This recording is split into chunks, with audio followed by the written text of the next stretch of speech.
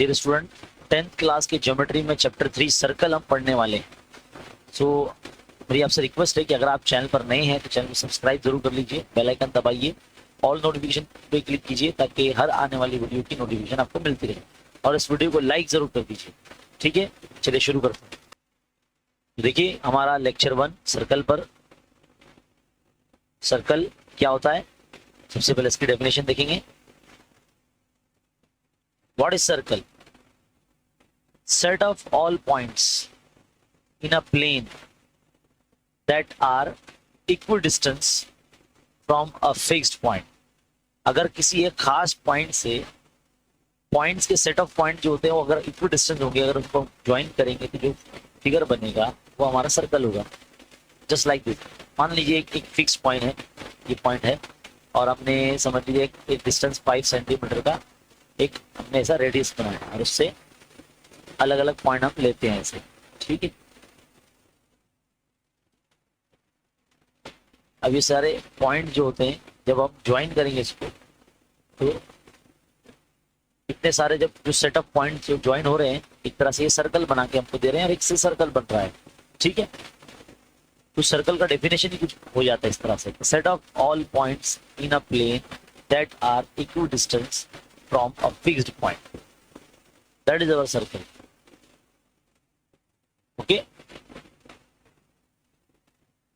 ये जो सेगमेंट होता है जो सेंटर से पॉइंट का जो बाउंड्री है, यानी जो उसका सरकमफ्रेंस है, वहां तक का जो डिस्टेंस होता है वो रेडियस होता है हमारा, जिसकी हेल्प से हम सर्कल बनाते हैं। और ये हमारा सेंटर, ये तो बेसिक पॉइंट हो गया, ये बेसिक बात हो गई जो हम ऑलरेडी जानते हैं। हमारी निजी जिंदगी में भी ऐसी बहुत सारे सर्कुलर शेप की चीजें होती हैं, जैसे कि साइकिल का जो दोनों पहिया है वो भी सर्कुलर शेप का होता है ना। जो हम बुल्सआई हमारा होता है जिसमें हम एम लगाते हैं वो भी राउंड होता है। पानी की जो प्लेट होती है वो भी राउंड फिगर में होती है ना। इवन की जो रिंग होती है वो भी राउंड शेप में होती है। अब देखते हैं कि सर्कल के इंटीरियर पॉइंट क्या होते हैं, एक्सटीरियर पॉइंट क्या होते हैं, या पॉइंट ऑन द सर्कल क्या होता है। एक सर्कल है जिसका सेंटर हम कंसीडर कर देते हैं, यानी अंदर जो जितनी भी पॉइंट उसके जो भी होगा, जो भी पॉइंट्स आएंगे वो सारे इंटीरियर पॉइंट्स होंगे। ठीक है, एक्सटीरियर पॉइंट्स क्या होगा, जो सर्कल के बाहर वाला हिस्सा होगा, यानी जो प्लेन में एकदम बाहर वाला हिस्सा होगा वो सब एक्सटीरियर होगा सर्कल का। ठीक है, तो radius of a circle is 5 centimetre. Consider करते हैं कि एक सर्कल जिसका रेडियस 5 सेंटीमीटर है, if distance of O A अगर 5 सेंटीमीटर है, then where does the point A lies.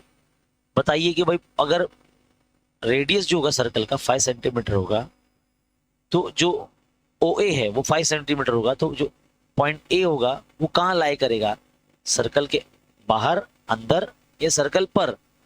ठीक है, तो देखिए स्केल से हम आपको दिखा रहे हैं। मान लीजिए 5 सेंटीमीटर डिस्टेंस पे आपको देख सकते हैं आप, ये पॉइंट ए है, सेंटर जो है 5 सेंटीमीटर पर इस तरह से, ये ओ है, तो ये ऑन द सर्कल हो गया। क्या हो गया, ये ऑन द सर्कल हो गया। ठीक है, अब बारी आती है, मान लीजिए अगर डिस्टेंस थोड़ा बढ़ा देते हैं, हम इसको 8 सेंटीमीटर कर देते हैं, तो 8 सेंटीमीटर ये तो और बाहर चला जाएगा, पॉइंट ए जो रेडियस से बड़ा हो जाएगा, यानी पॉइंट ए क्या होगा, एक्सटीरियर पॉइंट होगा। ठीक है, exterior of the circle, point A क्या होगा, एक्सटीरियर ऑफ द सर्कल होगा।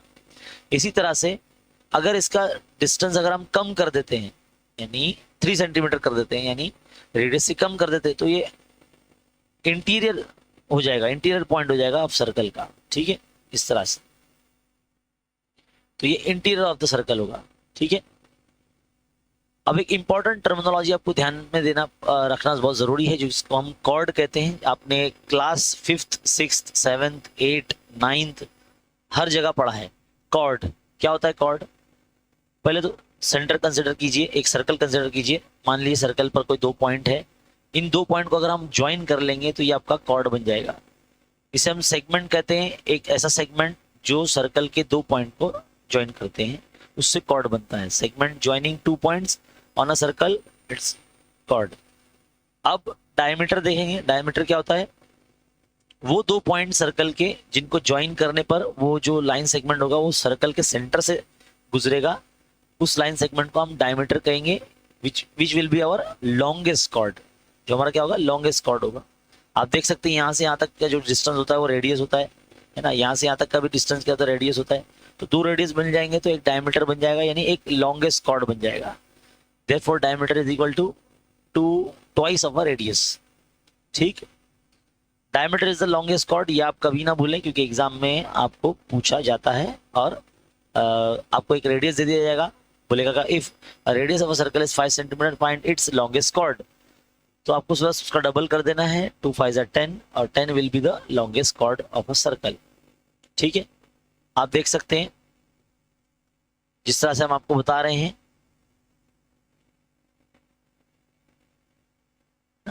ठीक, बढ़ते आगे, टेंजेंट देखेंगे। टेंजेंट क्या होता है, एक ऐसा लाइन जो सर्कल को किसी एक पॉइंट पर टच करता है, उसको टेंजेंट बोलेंगे।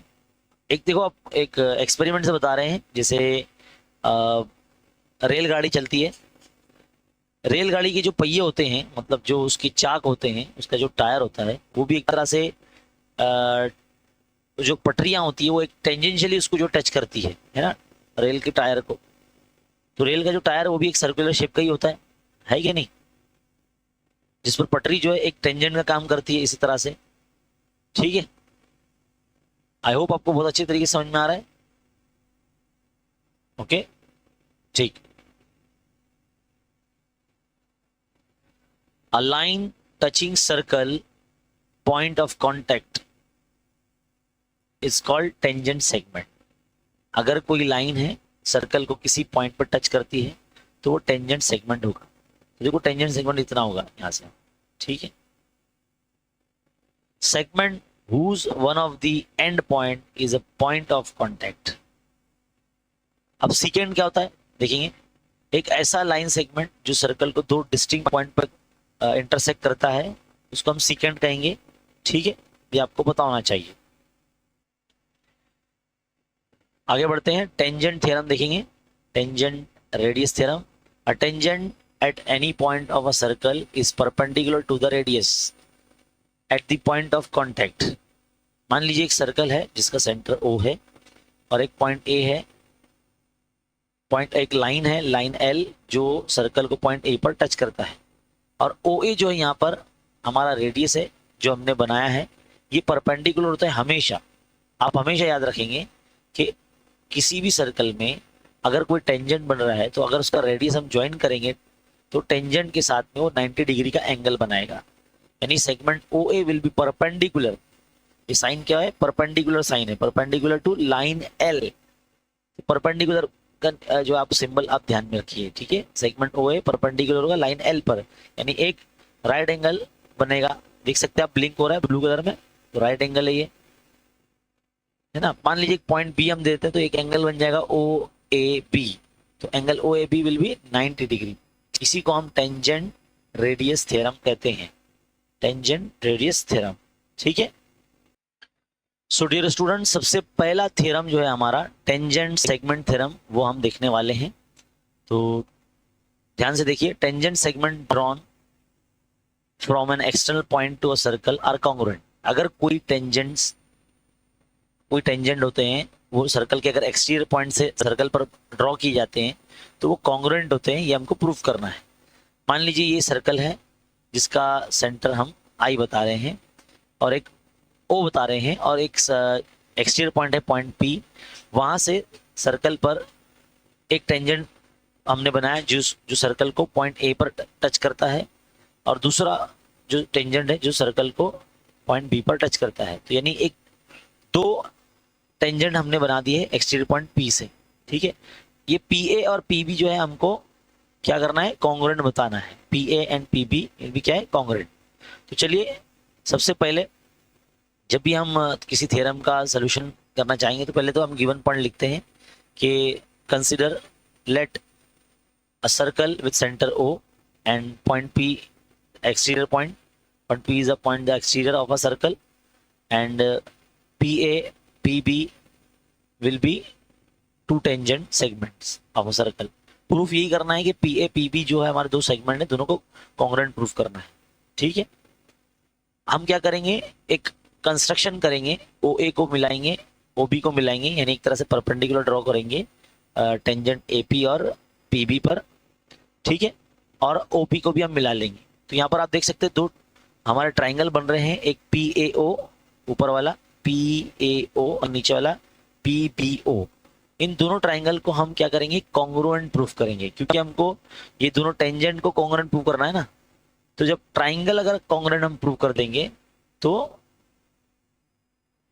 जो टेंजेंट सेगमेंट है वो भी कॉन्ग्रुएंट प्रूफ हो जाएंगे, ठीक है। तो ये वाला जो ट्राइंगल है ओ ए बी और ये वाला जो ट्राइंगल है पी बी ओ, हम इसको आप देख सकते हैं दोनों राइट एंगल ट्राइंगल है, क्योंकि टेंजेंट रेडियस थ्योरम से ये ओ ए परपेंडिकुलर है पी ए पे और ओ बी भी परपेंडिकुलर है पी बी पे, इसलिए जो दोनों ट्राइंगल है ये राइट एंगल ट्राइंगल होंगे। आप देख सकते हैं ब्लिंक हो रहा है यहाँ पर राइट एंगल मार्क, ठीक है।